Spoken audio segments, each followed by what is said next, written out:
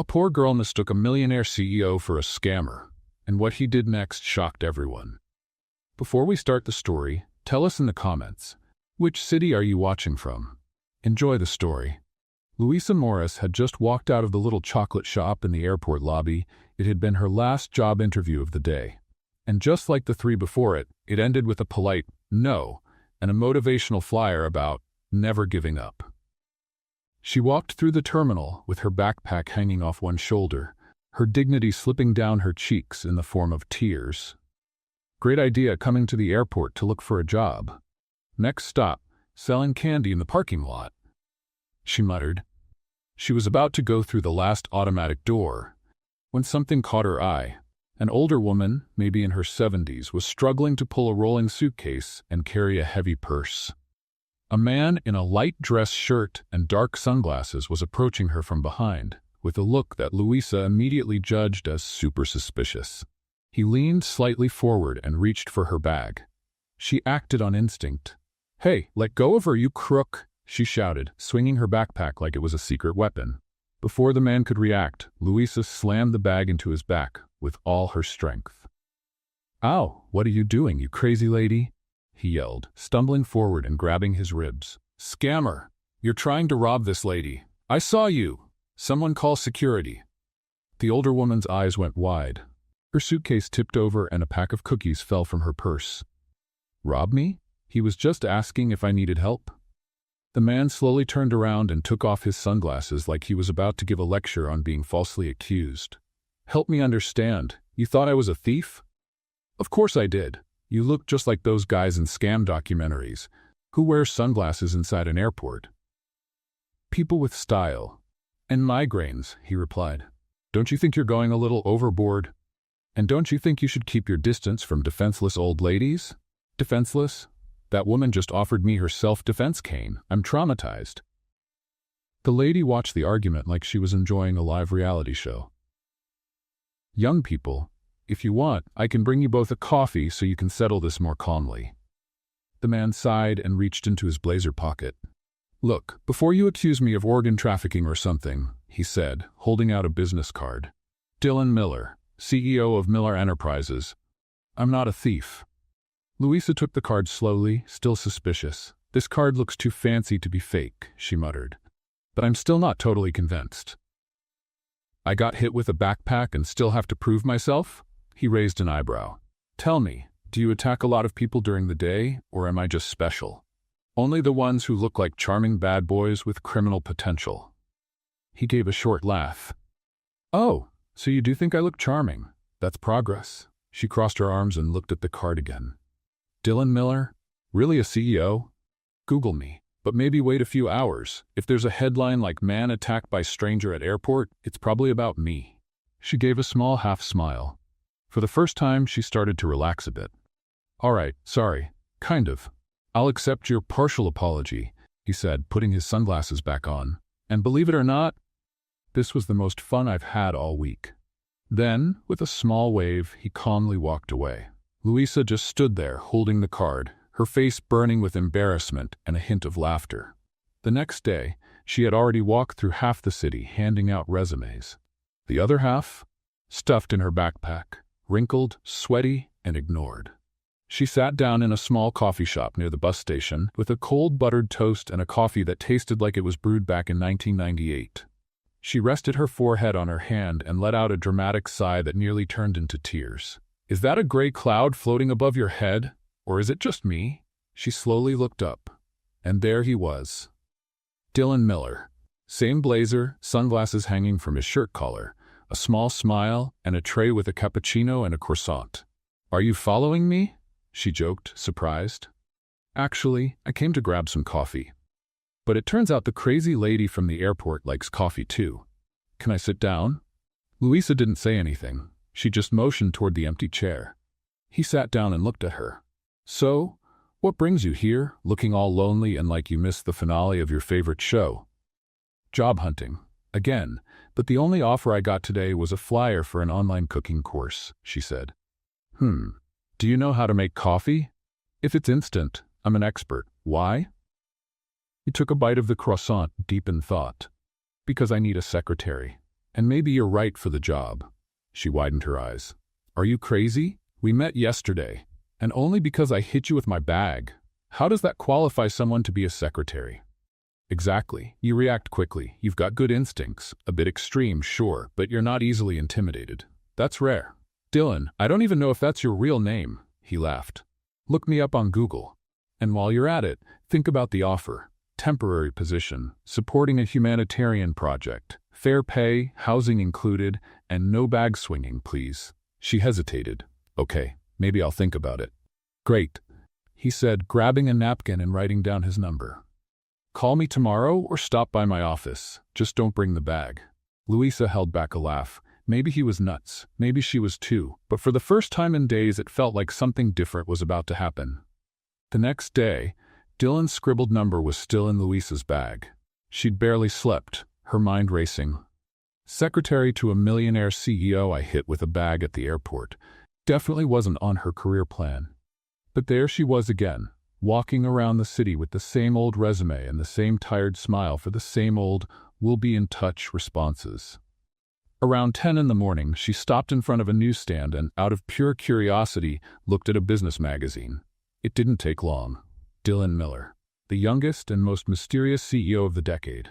The headline featured a very familiar face, now without the sunglasses and with hair way too perfectly styled. The caption, low-profile billionaire funds groundbreaking humanitarian project in the countryside. Louisa's eyes widened. Wait, he was serious? She grabbed her phone, typed the number, deleted it, took a deep breath, and didn't call. Instead, she did what she always did. Looked for another job. One more try, one more walk, one more rejection, until the sun started burning the back of her neck and her stomach begged for mercy. She walked into the first cafe she saw, the same one as the day before. At least the coffee was cheap. She sat in the same corner and ordered a cheese bread and a juice box. Rested her face in her hand and let out the deepest sigh of the month. And then, as if the universe had a sense of humor, I'm starting to think you're following me now. She looked up slowly. There he was. Light shirt, casual blazer, a coffee cup in hand, and that smug smile. Either you really like this cafe, or you're into lukewarm coffee and confused service. It's my new thinking spot, she said, moving over so he could sit down. Dylan settled in like it was the most natural thing, took off his blazer, and rested his arms on the table like they'd been doing this for years. So, did you think about the offer? Which one?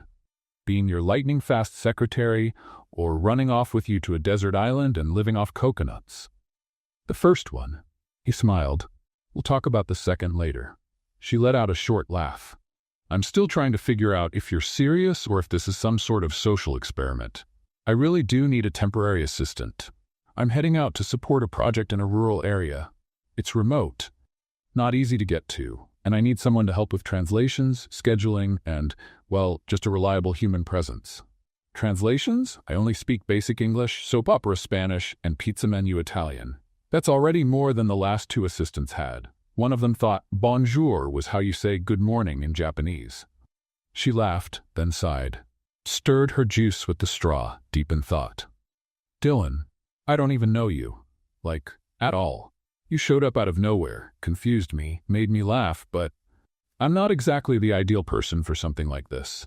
Maybe you are, he said calmly. You're honest, impulsive, in a good way, and you have something I really value, courage, and a sense of justice, even if it's a bit clumsy. Great. Now I'm not just broke and unemployed, I'm a comic book character. Louisa, look, he leaned in a little. This isn't a forever job, it's a short-term mission. The place is safe, and there's a whole team taking care of things. You won't be alone. Just be there with me, and I'll pay you well. With a contract, okay? All legit. She crossed her arms. And if I say yes, what happens? You fly out with me in 3 days. We'll go to a small town where I'm funding a school and a health center. We'll stay for about 2 weeks. You help me, and when you come back, you can say you work directly with the president of Miller Enterprises. Her eyes widened. You do realize this sounds like one of those movie plots where the woman says yes and wakes up in a warehouse in the middle of nowhere, right? If it makes you feel better, I can sign a contract with a no-storage clause, he said with a smile. Is that even a thing? I can make it one. Louisa bit her lower lip. Her head was screaming no. But her heart? Well, her heart had already started to laugh. Okay, but if I say yes, where am I going to sleep? Are you throwing me on a mattress in the back room? 3-star hotel. Private bathroom and breakfast included. Air conditioning too. With fresh bread or yesterday's leftovers reheated? Artisan bread. I'm almost convinced. And if you feel like hitting me with your backpack again, we can film it and turn it into an ad campaign. We'll split the profits. She laughed out loud, catching the attention of a lady sitting at the next table. You really are crazy, huh? A little, but functional and fair.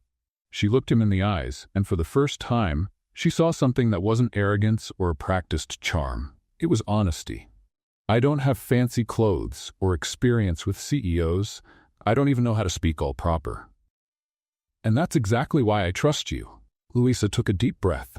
She looked at her empty glass, the cheese bread she'd finished without noticing, and the napkin where he had drawn a smiling sun in the corner. She reached out her hand. Then, you've just hired your secretary. Dylan shook her hand firmly. Welcome aboard, Louisa Morris. They stayed silent for a few seconds until she added, just one thing. If you try to mess with me, next time I'll hit you with a frying pan. Appreciate the warning. The sky was gray the day they left, as if it sensed a twist was coming. Louisa showed up the meeting point, carrying a backpack that had clearly seen better days, wearing her nicest pair of jeans and a dress shirt borrowed from her neighbor. Her hair was tied in a messy bun, and her nerves were all over the place. I must be completely out of my mind, she muttered to herself, watching the black SUV pull up in front of her. The door opened smoothly, revealing Dylan in sunglasses, holding a coffee, looking like he just walked out of a cologne ad. Good morning, Miss Morris. Ready to regret this? Oh, I've been regretting it since yesterday, but now that I'm already on this sinking ship, let's go down in style. She tossed her backpack in the back seat and got in. The driver started the engine, and they hit the road. During the ride, the silence was broken with occasional teasing. What are you afraid of? Not surviving without Wi-Fi? Louisa asked, adjusting her seatbelt. I'm afraid you'll hit me with something else. You already used a backpack. I wouldn't be surprised if a thermos was next. Only if you deserve it. Well, that's progress. Before, you used to hit without warning. That was an act of good citizenship. Dylan laughed. It was the first time she'd heard that kind of laugh from him. It wasn't the usual sarcastic smile. It was light, almost genuine. The hours passed with jokes, jabs, and Dylan's failed attempts to get her to appreciate his weird taste in music, which ranged from Italian opera to video game soundtracks. This sounds like a final boss fight theme, Louisa mocked. Exactly. That's why it's perfect for investor meetings. Sounds more like a lightsaber duel in someone's backyard. Feedback noted.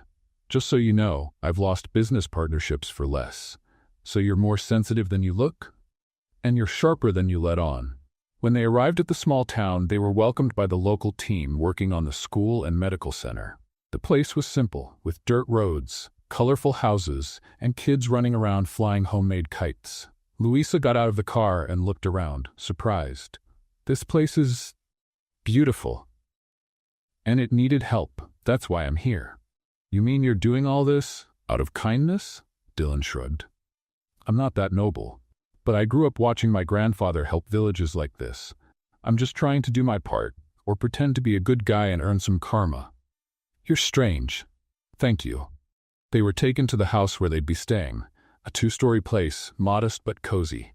Each had their own room. To Louisa's relief, who still wasn't fully convinced Dylan wasn't some eccentric lunatic with kidnapping tendencies. That night, after dinner with the team, Louisa went up to her room, threw herself on the bed, and let out a long sigh. She was exhausted, but oddly excited. Something about this place made her feel like she was exactly where she needed to be. She was almost asleep when she heard a noise in the hallway. Footsteps, then something like fast breathing. Curious, she slowly opened the door and peeked outside. There was Dylan, sitting at the top of the stairs, his hands trembling slightly and his forehead resting on his knees. She hesitated for a moment, then walked toward him. Hey, are you okay? He slowly looked up. There was no charm there, no sarcasm, just exhaustion. And something else? Fear? Yeah. I just need some air. Sometimes I get hit with something like this. Louisa sat beside him, quietly. "Want me to get you some water?" "No. Just stay here." So she did, without asking anything, just stayed. After a few minutes, he turned slightly and said, "When I was a kid, my older brother died. In a place kind of like this, we were working on a project with my grandfather. A silly accident, an expired medicine. No one knew what to do. It happened fast." Louisa stayed quiet. That explained a lot. His reserved way, the obsessive need to control everything to keep things perfect. "Is that why you decided to come back to these places?" she asked softly. "Partly. I wanted to fix what I couldn't back then. Even if it's too late now." She gently leaned her shoulder against his, a light, almost unintentional gesture. He didn't pull away. "You're not alone in this." He slowly turned to face her. His eyes were red, but still steady. "You're kinder than you let on, Louisa. And you're more fragile than you like to admit." Was that a compliment? That was a tie. He gave a faint smile. "Thanks for staying. I just figured if you fell down the stairs, I'd be the one stuck carrying you. Always so sweet, you. I do my best." They stayed there in silence, watching the dark sky through the hallway window. For the first time in a long while, Louisa didn't feel like she was just surviving. She felt like she was living. And Dylan? Well, he was starting to realize that the girl who once called him a con man at the airport might be the only person who could truly see him. Not the image the world had shaped for him. That morning the sun peeked shyly through the clouds, casting golden tones over the clay rooftops and twisted trees of the village. Louisa woke up before her alarm. Not out of anxiety, but because she'd slept better than she expected. For the first time in weeks, she'd had a light dream, a distant childhood, free from bills or job interviews. She walked down the stairs quietly, trying not to make a sound. In the kitchen, she found a local man making coffee in an iron kettle and whistling an unfamiliar tune. She greeted him with a nod and a smile before stepping out the side door. Outside, the air was fresh, and the silence felt almost sacred. Children were playing in the distance, and a group of women washed clothes by the stream. Louisa walked toward the small trail leading to the cultivation field where locals cared for medicinal herbs. It was her first task of the day, to join the team's biologist, Mrs. Celia, in collecting and sorting plants for the new care center. But Dylan showed up before she reached the gate. "Up early?" he asked, appearing out of nowhere like a ghost in a slightly wrinkled blazer. "I'm poor. I'm used to waking up early and going to bed late," she said, pretending to be serious. "Unlike CEOs who wake up to classical music and coffee brought in by butlers. I don't sleep much, and my Alexa still can't make coffee. The day she does, you people will replace humanity." Dylan walked beside her, hands in his pockets, looking calm. "Going to the field today?" "Yep, I'm gonna learn the difference between Boldo and 'this stuff cures anything, girl. Just doesn't pay your bills.'" He chuckled. "Mind if I tag along?" "Thought you had a meeting with the architects today." "They can wait." "You, not always." Louisa gave him a suspicious side glance. "You're being a little too nice, and you're more suspicious than a cat on bath day." "That's just how I am." Out in the field, the visit turned out to be more fun than they expected. Mrs. Celia, a woman in her early 60s with the humor of a teenager and endless patience, explained each plant like she was introducing characters from a soap opera. "This one here is the queen. Cures headaches, back pain, and even heartache," she said, pointing at a thin, long leaf. Louisa tried not to laugh. Dylan asked serious questions but always had a slight smile, like he found the guide's way of speaking amusing. "What about this one?" He pointed at a small-leaved plant with a strong smell. "Oh, that one's tricky. Use too much and you'll get a stomachache.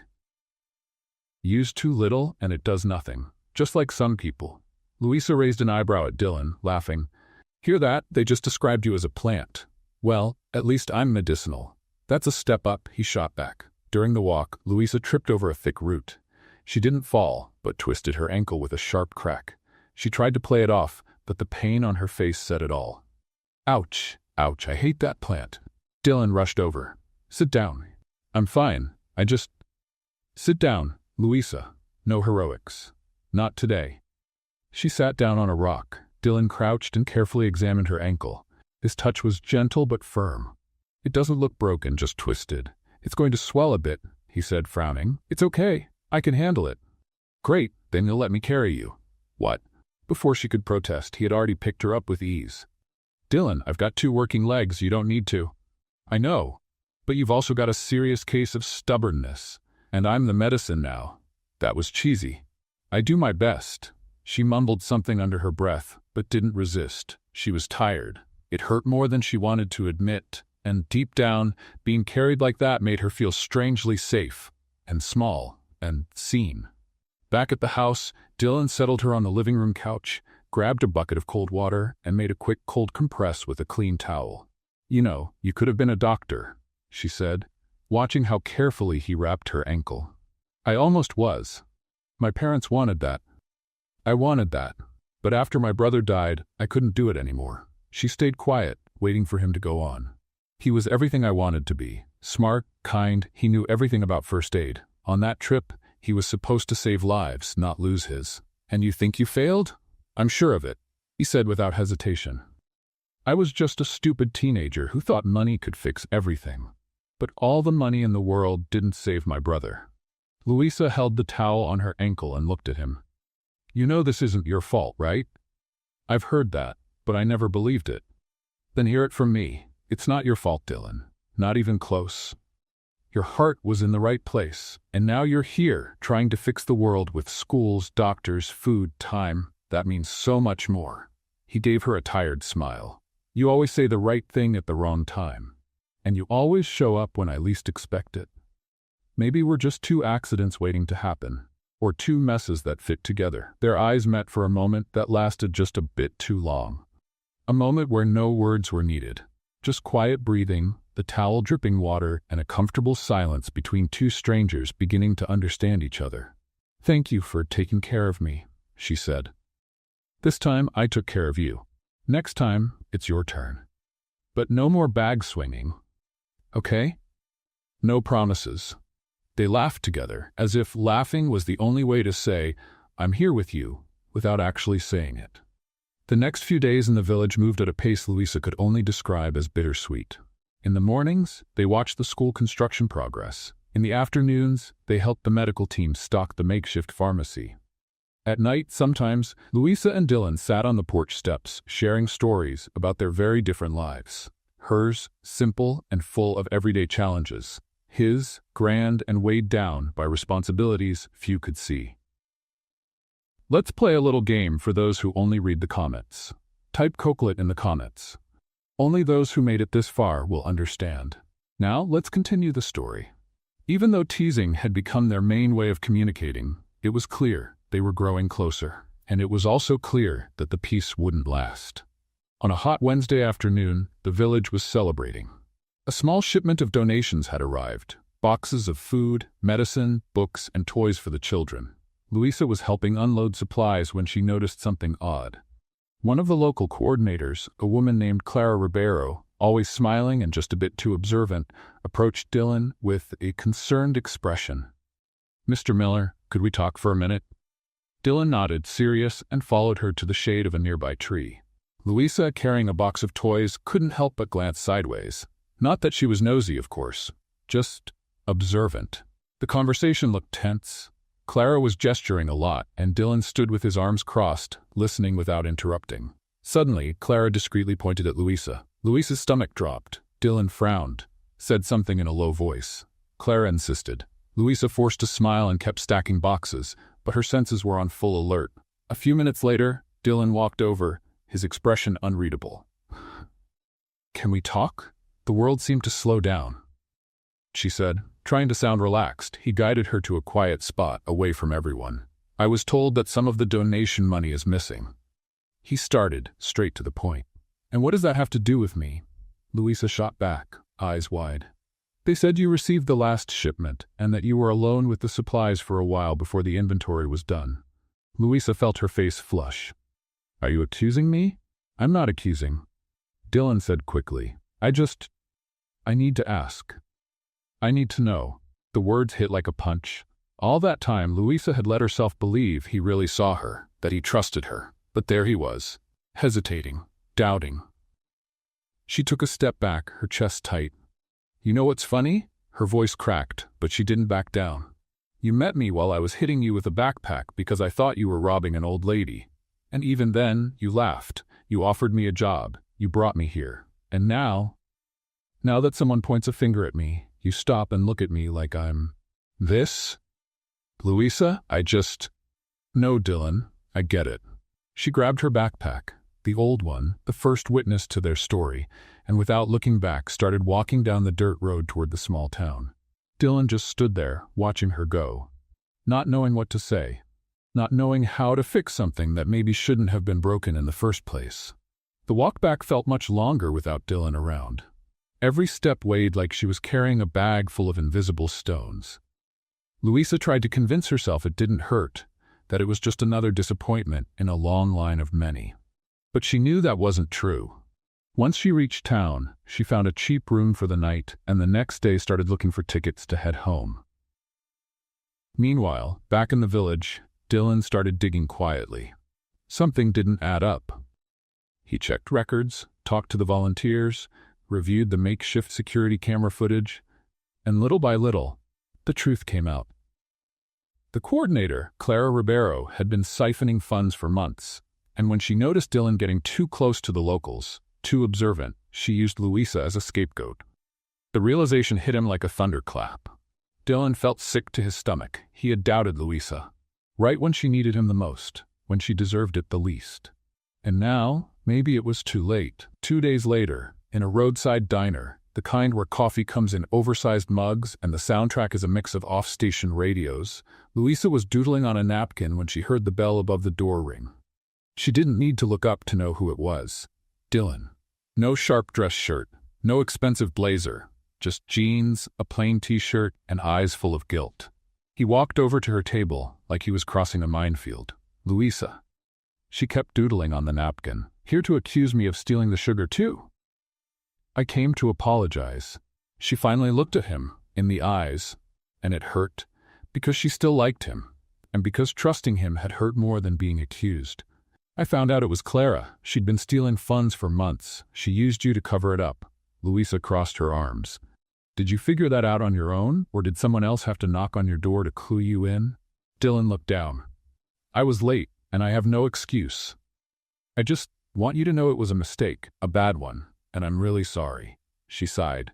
What she wanted to do was yell, or hit him, maybe dump the sugar bowl on his head. But instead she said, "So what now? You want me to come back and be your secretary again?" Dylan gave a sad smile. "I want you to come back because I miss you, not as a secretary, as you." Louisa Morris, the airport girl, the one who takes on a CEO with a backpack and somehow heals broken hearts without even noticing. She bit her lip, thinking, And the pay? "Double," he said without hesitation. "And breakfast included?" "Every day. I promise not to burn the bread." Louisa sighed, pretending to think it over. "And if I feel like hitting you again?" "Only if it's with love," he said, opening his arms. She laughed, really laughed, and realized she was tired of holding on to anger, and maybe some people did deserve a second chance. Louisa stood up, grabbed her worn-out backpack, and said, "All right then, boss, let's go before I change my mind." Dylan smiled, relieved, and walking beside her, he knew one thing for sure. He didn't want to lose Louisa again. Not ever. The town looked even grayer after she got back. Louisa stared at the bakery sign on the corner like it was an old enemy. Fresh bread, starting at 6 a.m. She'd gotten up at 5:30, taken a lukewarm shower at the guest house, and put on the least wrinkled clothes from her bag. She was ready for another round of job hunting.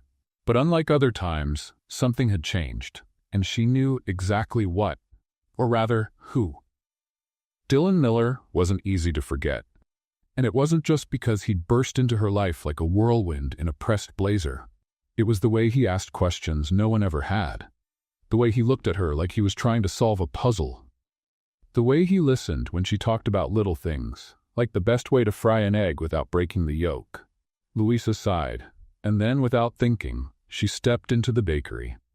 She bought a coffee and a roll. Then she hit the street, backpack on her shoulders, folder of resumes in hand, and that old mantra in her head. One more day, one more try. After hours of walking, handing out papers, and hearing different versions of the classic, "We'll get back to you," Louisa sat down in a park. The concrete bench was cold and uncomfortable. But she didn't even notice. She pulled out her phone, stared at the screen for a moment, and scrolled through her photo gallery. There was one Dylan had secretly taken, her, holding a child in her lap, laughing as the little girl decorated her with banana leaves. Cheesy, she mumbled, but she didn't have the heart to delete it. She turned off the phone and just watched people come and go. An older man feeding pigeons, a woman arguing on the phone, a boy trying to fly a kite with no wind. Life went on, without her. Later, she decided to go into a new cafe that looked cheap enough for what she had left in her wallet.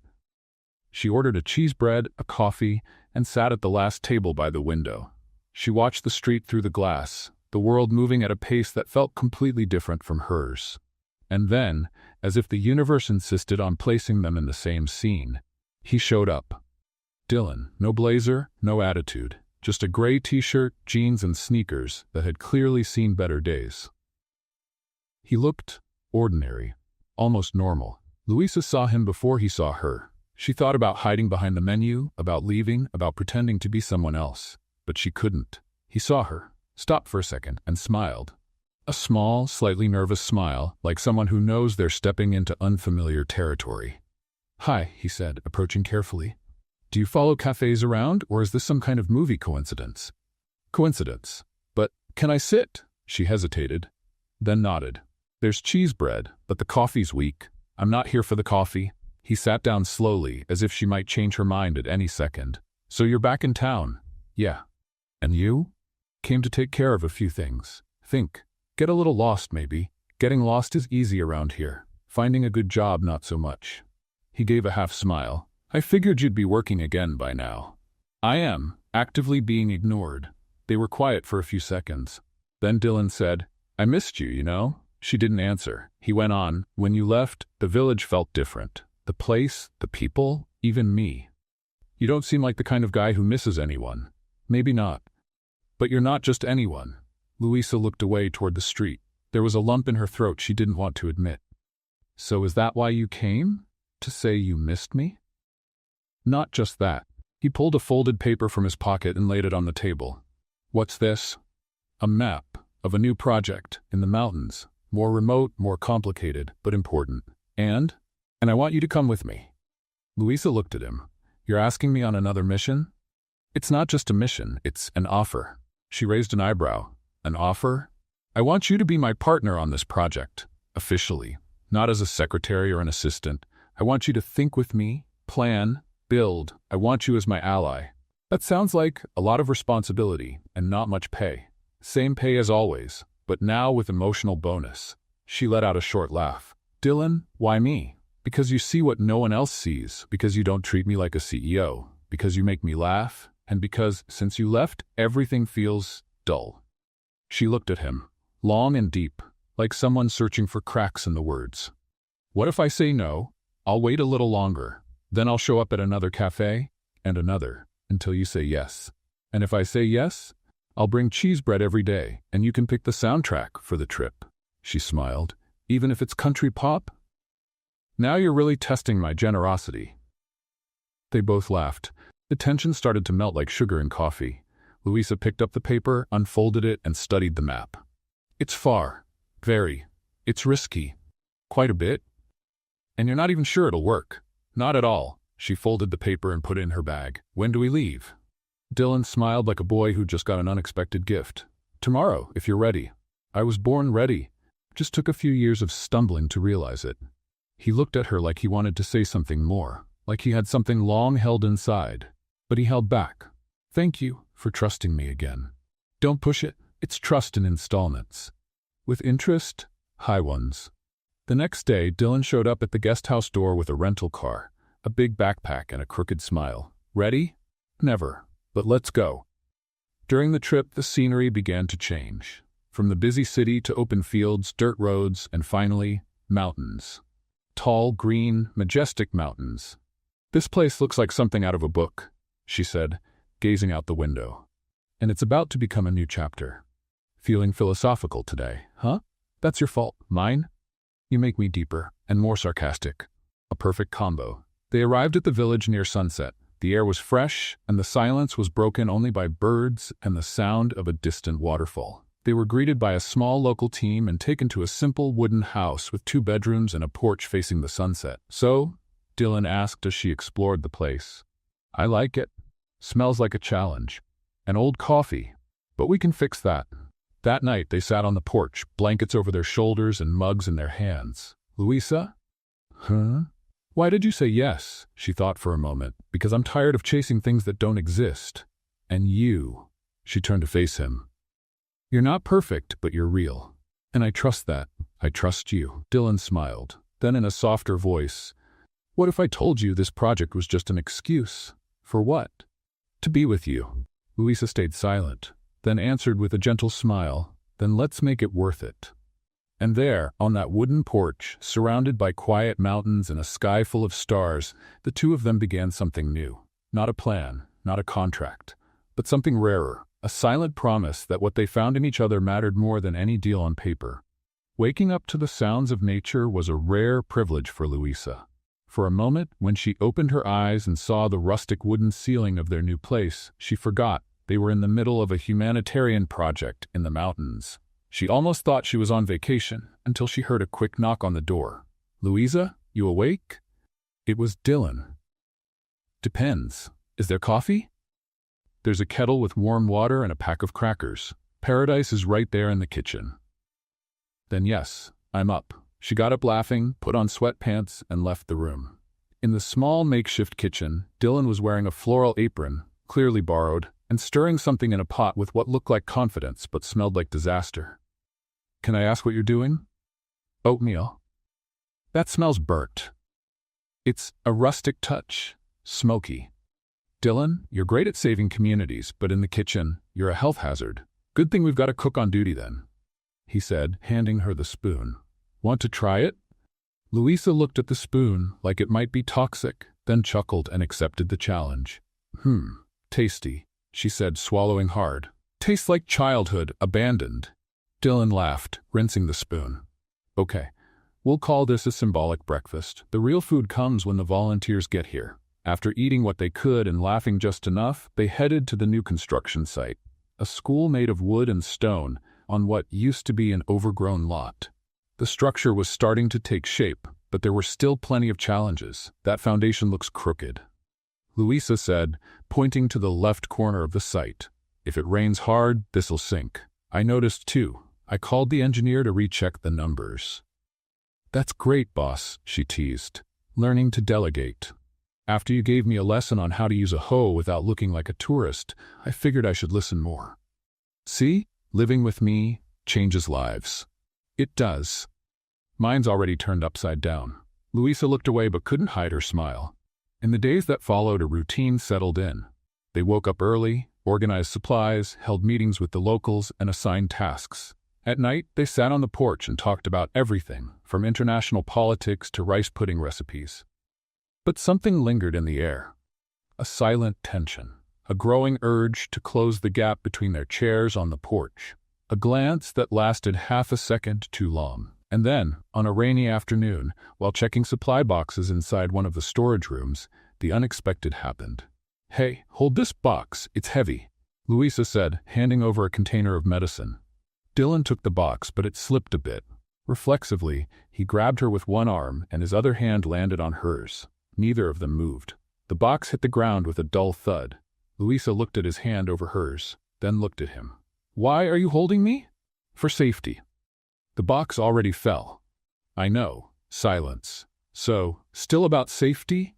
"No. Now it's impulse." She laughed, a little nervous, but she didn't back away. "If I punch you right now, it'll just be a reflex."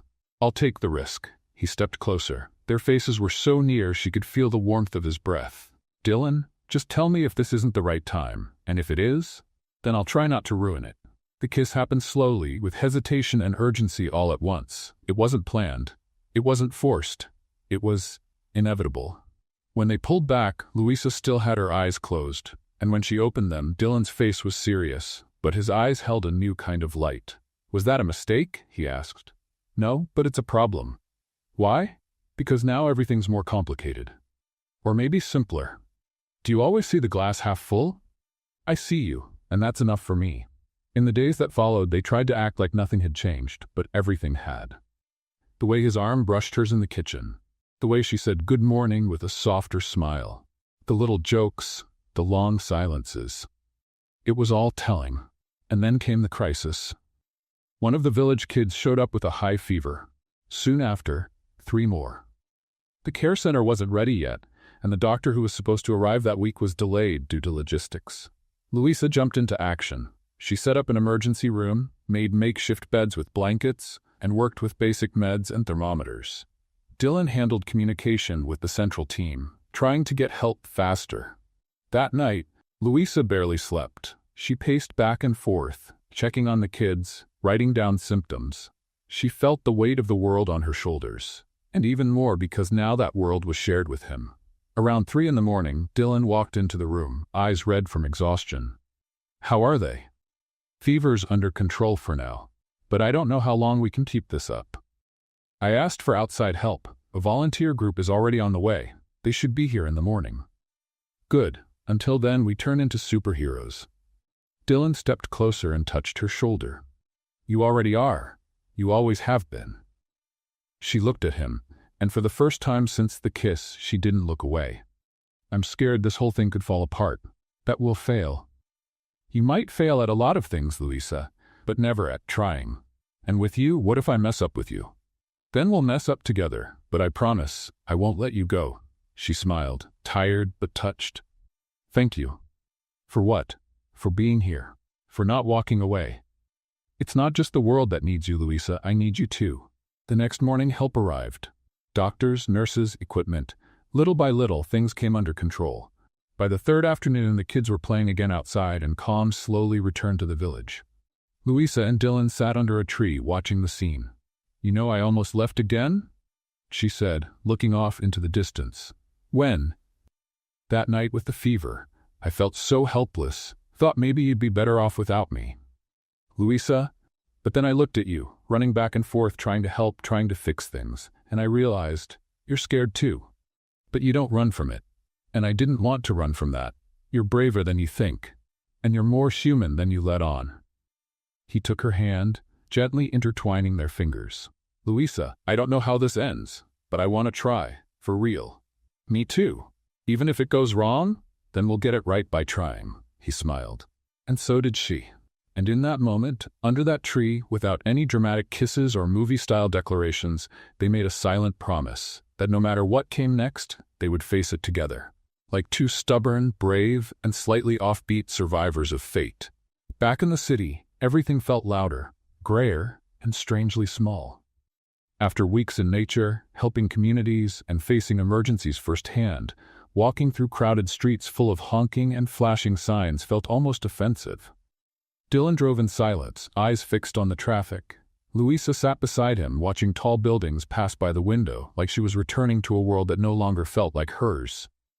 "I already miss the smell of eucalyptus," she said, breaking the silence. "And I miss the burnt food from our makeshift kitchen," Dylan replied, half smiling. "Come on, admit it, it was the best smoked oatmeal you've ever had." "If that was oatmeal, then it's the only time someone's tried to poison me with breakfast." She laughed, and so did he. But there was something different this time. Something softer. The kind of laughter that comes not just from a joke, but from remembering a moment that meant something. They parked in front of the Miller Enterprises building. Tall, mirrored, cold, a stark contrast to the mountains. Louisa swallowed hard as she stepped out of the car. "Wow, this place feels more intimidating now." "It's just a building," Dylan said, pulling her suitcase. "To you, maybe. I still feel like I'm going to trip in the lobby and knock over some executive with my backpack. If that's going to happen, let me know. I'll bring popcorn." They walked in together. The employees paused for a second, surprised to see Dylan actually smiling, and with someone. Someone even whispered something. But he didn't care. For the first time, he walked through that place as someone who had returned from something greater and was ready to change everything. The following days were a mix of adjustment and reflection. Dylan seemed different. Meetings kept happening, emails piled up, but there was something different in his pace. The cold, calculated, straightforward CEO was still there, but now he took pauses, he listened. His silences were longer, and his answers less automatic. Louisa noticed. and so did the staff. "What happened to the boss?" one of the assistants whispered in the hallway. "He even asked how my weekend was." "Maybe he's running a fever?" another joked. "No, he's in love." Louisa pretended not to hear, but it was impossible to ignore. She herself had come back changed. Before, she carried a resume like a sign that said, "Please accept me." Now, she carried stories, small scars on her ankle, a confidence that didn't come from diplomas, but from surviving, from showing up. She didn't have an official title yet. Dylan kept saying she was free to create her own. But for now, she just wanted to watch, understand, see up close what he did and how she could do it better. One Wednesday afternoon, while organizing reports in the small, bright office Dylan had given her, Louisa heard a knock at the door. "Are you busy?" he asked, holding a glass of juice. "Always, but I multitask. Come in." He walked in and sat in the guest chair like a client. "I wanted to show you something," he said, pulling an envelope out of his backpack. She raised an eyebrow. "You carry a backpack now?" "Side effect of spending time with backpackers," he said, handing over the envelope. Inside were a few papers and an architectural sketch. "What's this?" "A new project." "But personal." She looked through it. It was a draft of a community center, with a play area, medical offices, a reading room, and a greenhouse. "Looks like a full social center." "Yeah, for a nearby community. A poorer neighborhood. I heard there's an abandoned lot that could be put to good use." "And you want to do this?" "I don't want to. I'm going to, and I want you to run it with me." Louisa looked at him. There was honesty there, and quiet hope. "Are you offering me a job now?" "I'm offering you a purpose. The job title can come later." She picked up the papers slowly. "I'll do it, but under one condition." "What's that?" "That you stop looking at me like that every time I say yes to something." "Like what?" "Like you're in love." He didn't answer right away, just smiled. "And what if I am?" Louisa looked away, pretending to rearrange the papers. "Well, that complicates things, or makes everything better." She shook her head. "You were easier to deal with when you only made exploding oatmeal. And you were more predictable when you kept calling me a con artist. Kind of miss that version of me." "I don't," he said firmly. "I like who you are now." She didn't say anything, but inside, her heart was on fire. That night, Louisa stepped out onto the balcony to get some air. The wind was cold, but the quiet was welcome. The city below was busy as always, but up here, it felt like time had stopped. Dylan showed up a few minutes later. "You okay?" "Just thinking." "Want help?" "You already help just by being quiet sometimes." He leaned against the railing next to her. "I've been thinking about a lot," he said, looking out over the lights. "About what I want, who I am outside of meetings, what I feel." "And what do you feel?" He looked at her, his face serious. "No jokes this time." "That life makes more sense with you in it." Louisa held her breath. "Dylan, I know this isn't the perfect moment, that there's a lot going on, but I had to say it." She nodded slowly. "I've been thinking too, and maybe for the first time I'm not scared of what's next." He smiled and held out his hand. "Then stay with me, in this project, in this crazy ride, in this life." Louisa took his hand. "I'm already here, Dylan, and I'm not going anywhere." They stood there, hand in hand, looking at the city. It was the middle of the night when Louisa woke up, startled by her phone vibrating nonstop.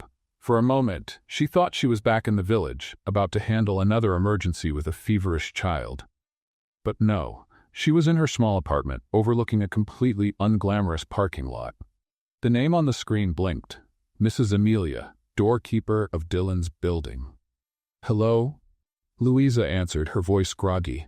"Miss, I'm sorry to call this late, but I thought you should know." Mr. Dylan ran out of the building. He looked really upset. There were some reporters outside saying things. He got in his car and left without a word. Louisa sat up in bed. "Reporters? Yeah, 4 of them. With cameras, microphones, talking about some old scandal. I didn't get all of it." But Dylan went pale. "I thought I should let you know." She thanked the caller and hung up.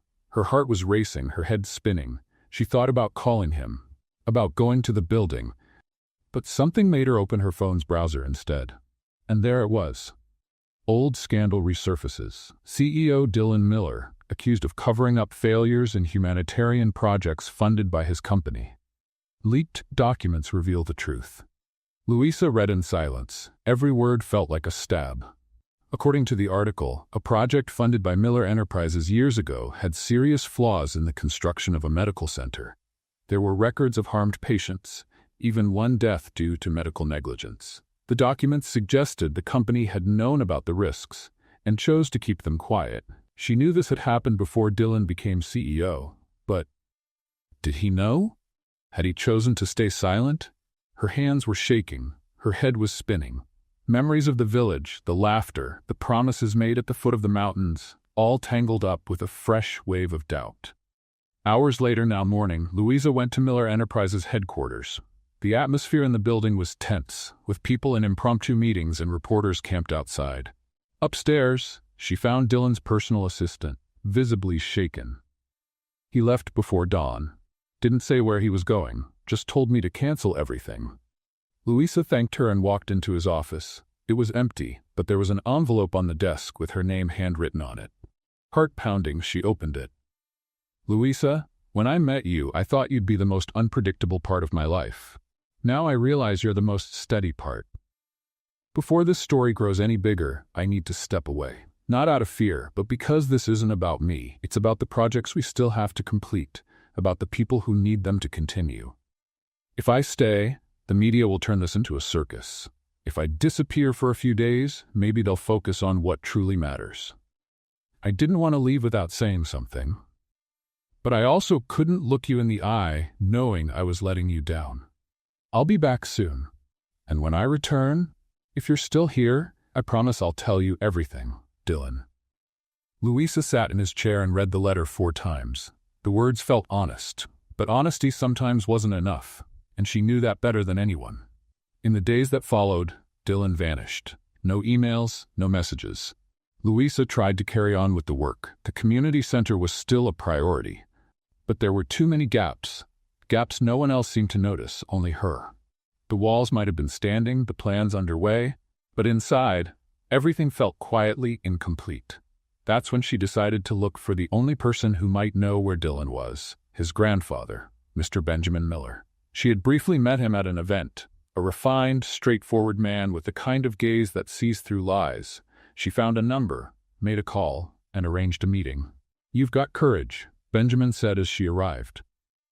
"No one from the press tried to call me, but you came here in person.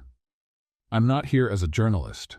I came as someone who cares about your grandson." They were sitting in a quiet garden behind an old mansion. Benjamin served tea, the kind of man who kept his manners even in a crisis.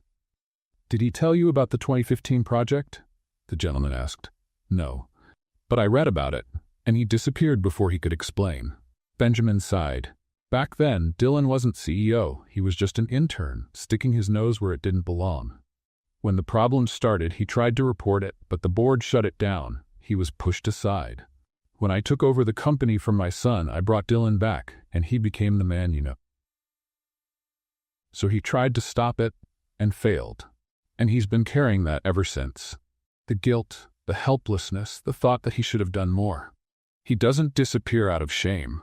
He hides because he's afraid of letting down the few people who truly believe in him. Louisa felt a lump in her throat. "Do you know where he is now?" "I do, but I won't tell you." Her eyes widened. "Why not?" "Because if you truly want to find him, you'll know where to look. Because only someone who really understands him knows where he runs when everything falls apart."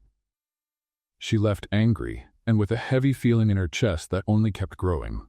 She stayed up all night, turning over memories in her mind. She remembered the day Dylan had that breakdown on the stairs, back in the village. The place where he said he felt closest to his brother. The smell of wet earth, the mountains, the twisted trees. And then, she realized, the road. The same road that led to the village where it all began. The next morning, she got in a car and drove for hours. The path was familiar, but her anxiety made everything feel new and uncertain. By the time she finally reached the village, the sun was already beginning to slip behind the hills. And there he was, sitting on the porch of the school under construction, hair messy, beard unshaven, his expression lost in the distance. She got out of the car without saying a word, just walked toward him. He saw her, stood up, but didn't move. "So this is where you come to hide?" she said, her voice trembling. "This is where I remember who I want to be," he replied. I read your letter. And you came anyway? She nodded. You should have told me everything sooner. I know, but I was afraid. Afraid of losing you. Louisa took a step closer. We only lose what we leave behind, and I'm here. Doesn't that mean something? He looked at her like he was seeing light after days in the dark. I still want you in this with me, even when everything feels like it's falling apart. Then stop running. Face it with me. He held out his hand. Can you forgive me? She took it. Only if you promise that next time you run away, you take me with you. They laughed, and he pulled her into a tight hug, strong, real. The sky above the village was cloudy, but Louisa felt something light in her chest. Since finding Dylan again on that porch, the two of them had started walking side by side once more, with no rush, no promises, but with something stronger than words, a quiet choice to stay. Let's have a little fun with those who only read the comments. Type coffee in the comments. Only those who got this far will understand. Now let's keep going with the story. That morning, after a quick breakfast of leftover bread and butter softened by the sun, they went out for a walk. Just a walk. As if the whole world could wait a few more hours. You know what I realized? Dylan said, kicking a little stone along the dirt road. That you don't know how to make coffee? Louisa teased, smiling. I already knew that. I'm talking about something else. About me. Oh, then it's serious. Go ahead. I've always chased the idea of being someone important. The successful CEO, the responsible grandson, the guy who fixes everything. But with you, I don't need to be any of that. Just an ordinary guy with dirty sneakers. Just someone who can listen and laugh at himself. Someone who can mess up and still be accepted. Louisa walked in silence for a few steps. Then she replied, I realized something about me too. What is it? That I always felt like I had to prove something to the world. That being poor, simple, without a fancy degree, put me behind everyone else. But when I walked into that village with you, I saw that I didn't need to race. I was already on the right path. Dylan stopped, turned to face her. You're stronger than you think. And you're more vulnerable than you show. Maybe that's why we work. Or maybe it's just luck. They laughed, and for a few moments everything felt right. Back in the city, a week later, life picked up again, but with new energy. Dylan returned to leading projects with a different view. More collaborative, more aware. Louisa now had a title, Social Impact Coordinator. Sounds important, she said when she saw her new badge. It is. Because you are, Dylan replied, handing her a mug that read, Chief of Reality. But not everything was celebration. One Friday night, while they were sorting through papers in her office, Dylan got a call from his grandfather. I need you to go to Germany for a few days, Benjamin said over the phone. There's a conference with our European partners, and you're the only one who can convince the board that the company is still trustworthy. Dylan turned to Louisa. My grandfather wants me to go right away. It'd be 4-5 days at most. She nodded. Of course, go. I was thinking of taking you with me. She looked at him. Germany? I barely speak English. What would I even do there? Be yourself, and that's enough to keep me sane. Louisa smiled, but then grew serious. Dylan, I don't know. We just found our way back to each other. And you know I'm still trying to find my place here. Going to another country right now feels like too big of a step. He nodded slowly. I understand, really. Go. Do what you need to do, and when you come back, we'll pick up where we left off. Promise? Only if you promise to come back. He came closer, holding her hands. I promise. Dylan left 2 days later. At the airport, their goodbye kiss was long, silent, and full of promises neither of them dared to say out loud. Louisa went back home with the strange feeling that a part of her had boarded that plane. During the first 2 days, they messaged each other constantly. I arrived. It's freezing, but the croissants are good. It's hot here. And the bakery burned the bread again. Come back soon. On the third day, the messages slowed down. Meetings, time zones, busy schedules. On the fourth day, silence. And that's when something started to shift inside Louisa. She went to visit the old village on her own. She wanted to see her friends again, understand what could be improved in the community center, and see for herself what they were building with the project's funds. On her way back, she stopped at the nearby town's train station for a coffee. While she waited for her order, she overheard 2 women talking at the next table. I saw it on TV, right? He's in Europe with that blonde woman from the international projects. Oh yes, the director from the German Foundation. They say they're always together. Louisa froze, not out of jealousy, but out of fear. Fear of believing too much, of diving in alone. She took a deep breath, pushed the thoughts away, and went home. But that night, she couldn't sleep. The next day, Dylan sent a message. I'm coming back tomorrow. Meetings run late today. I can't wait to see you. Louisa replied simply, I'll be waiting. But she didn't say where. He arrived the next morning, tired, unshaven, but with a smile that could melt any wall. I thought of going to your place, but I figured you might be here. Louisa was at the community center, sitting on the floor, playing with 3 kids while waiting for a meeting. You were right, she said, standing up. But I didn't expect you to come here first. You're my first stop, always. She smiled, but there was something held back. Dylan noticed. Did something happen? I missed you, and I didn't know what to do with that. He moved closer slowly. I missed you too, but now I'm here. Dylan, I'm scared. Of what? That this is all too good to be true. That one day you'll wake up and remember you belong to another world. A world of polished people, travels, conferences, and bilingual blondes. He understood immediately. You heard about the German director? I did. Louisa, she's married, and has 3 kids. We only worked together. It was all professional. You can even call her if you want. She looked down, feeling awkward. I'm sorry, it's just that I care, maybe more than I should. He gently lifted her chin. You should care, because I care too, more than I can say, more than I know how to show. And now we start again, and again, as many times as it takes. She nodded. Just promise me one thing, anything, that the next trip will be with me. You don't even have to ask. It's already part of the plan. If someone had told Louisa she'd one day be sitting in a meeting with executives, explaining social impact concepts and speaking confidently about human values, she probably would have laughed or run away.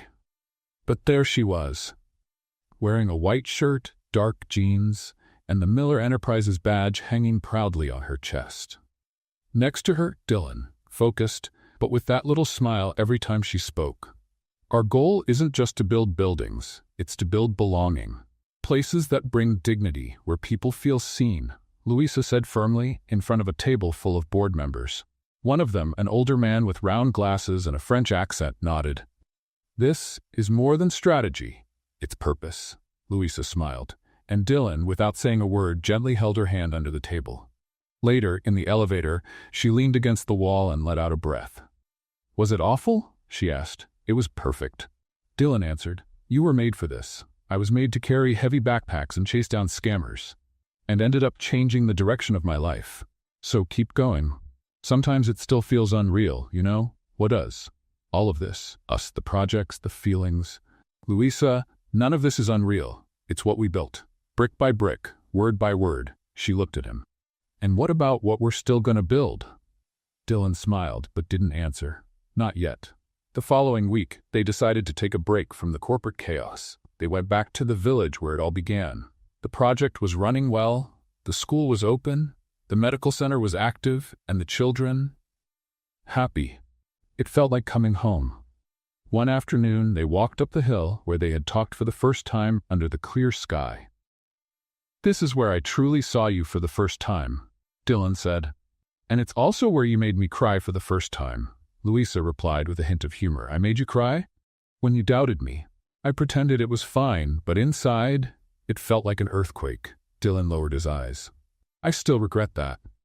Good, that makes you more human, and you make me want to be better. They sat on the same rock where she had once rested her twisted ankle. Do you remember? She asked. I do. I wanted to carry you everywhere after that. Well, now I walk on my own, she said, smiling. And still, I want to walk beside you. She looked at him. Dylan, is this a speech? A confession? Or are you just being dramatic again? He reached into his pocket and pulled out a small wooden box, hand-carved. Louisa froze. Is that what I think it is? He opened the box. Inside, a ring with a small detail carved into it. The flower she loved, the one they'd found together in the village's medicinal garden.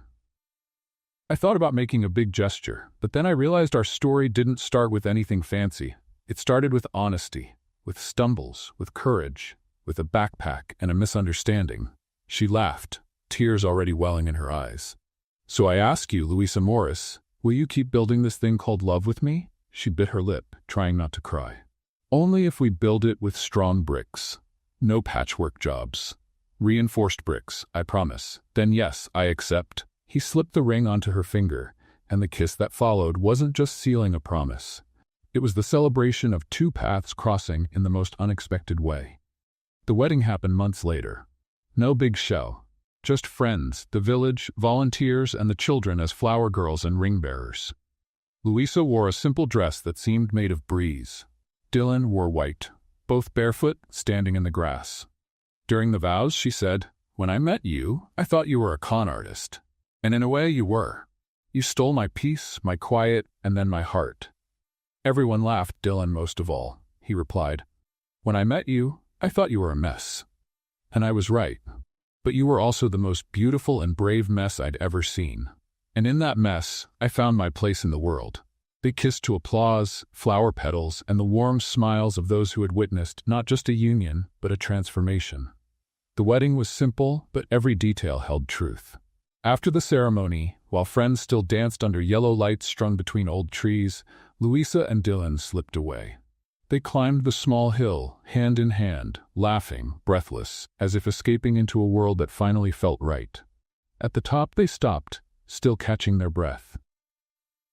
"I don't know if you've noticed," Dylan said with a crooked smile, "but I just married the woman who once hit me with a backpack at the airport. And I married the arrogant CEO who thought kindness was a luxury. Hey, I was a rough diamond, you polished me." She laughed, and the sound was proof that their love had moved beyond a twist of fate and become a choice. "Did you know that day when you showed up at the cafe I had already given up?" "Given up on what?" "On myself. On trying. On believing someone like you could exist." Dylan took her hands, looking into her eyes with that calm way only she knew. "And that same day, I'd just been told I was a good investor, but a lousy human being. They said I had zero ability to connect with people. And then you showed up. With that courage, that stubbornness, that chaos, and I knew that even without knowing it, I was being rescued." She sighed, resting her head against his chest. "And now? Now, Louisa, I just want to live it all with you. Every project, every sleepless night, every mistake and every win. With you. Only with you." The days after the wedding brought far more work than rest, but also more love than any honeymoon could offer. The weeks passed quickly. Between community meetings, food deliveries, planning new education centers, and honest talks on the porch, the two of them were building something more than a routine. They were building a life. And then, one evening, Louisa waited for him in the kitchen. She was nervous. Not the kind of nervous that comes from fear, but from knowing something big was about to change everything. Dylan walked in with a wrinkled shirt, messy hair, and tired eyes. "Hey, love. What a day," he began, but stopped when he saw her nervous smile. "Hey, will you sit with me?" "Of course. You've got that look. Did something happen?" Louisa took a white envelope from her pocket and silently handed it to him. Dylan opened it. It was a test result. He took a few seconds to react. "Is this?" She nodded, eyes brimming. "Yes, we're going to be 3. Dylan stayed quiet for a moment. Then he got up, walked around the table, and hugged her tightly, his face buried in her neck. "I thought my heart couldn't hold any more love. But now it's overflowing." "I'm scared," she admitted softly. "Me too. But it's the good kind of fear. The kind you feel when you're about to live the greatest love of your life." They stayed like that for a while, just breathing together, already forming their first moment as a family. Louisa's pregnancy wasn't full of glamour or Instagram posts, but it was beautiful. At every ultrasound, Dylan got emotional. Every time the baby kicked, he talked to her belly like their daughter could already understand. "Did you know your dad used to be a boring CEO before you came along?" "She doesn't need to know that," Louisa would joke. "She needs to know you changed me, and now she's going to change both of us." When they found out it was a girl, Louisa made a suggestion. "How about Clara?" "Clara," he repeated, testing the sound. "Clara, yes. Clara like the sky we saw on that hill. Clara like the courage we had to stay together. Clara like you." In the last week of her pregnancy, Louisa had a very specific wish. She wanted to return to the village. She wanted their daughter to be born where it all began. "Don't ask me why. I just feel like it has to be there." Dylan didn't question it. He took care of everything, talked to the doctors, put together a support plan, and prepared their old house in the village. "It's going to be okay," he said, holding her hand during the trip. "Even if I yell at you, especially if you yell, that's how I'll know we're doing this right." Clara was born on a sunny morning with the windows wide open and the scent of fresh grass filling the room. Louisa cried. Dylan cried. The nurse cried. When he held his daughter for the first time, his hands were shaking. "Hi, little one. It's me. The guy your mom thought was trying to rob an old lady at the airport. But actually, I was just waiting for you." Clara, eyes closed and face calm, seemed to be listening. Louisa watched from the bed, her heart full. "You're going to be a wonderful father," she said, "only because I have you to guide me." He sat down at the edge of the bed and pressed his forehead to hers. "Thank you for everything, for giving us this love. We built this together, brick by brick, message by message, care by care." The next few months were chaotic. Sleepless nights, diapers, colic, and an avalanche of emotions, but they were also the happiest months of their lives. Dylan learned how to change diapers with surprising skill. Louisa learned to trust her instincts more than any book. And Clara grew with her mother's bright laughter and her father's calm eyes. "She's going to have your personality," Dylan would say, "and your stubbornness, and our courage. We're each other's biggest adventure, and now, our best creation." One late afternoon, sitting on the porch of the village house, Clara sleeping in Dylan's arms and Louisa resting her head on his shoulder, the world felt at peace.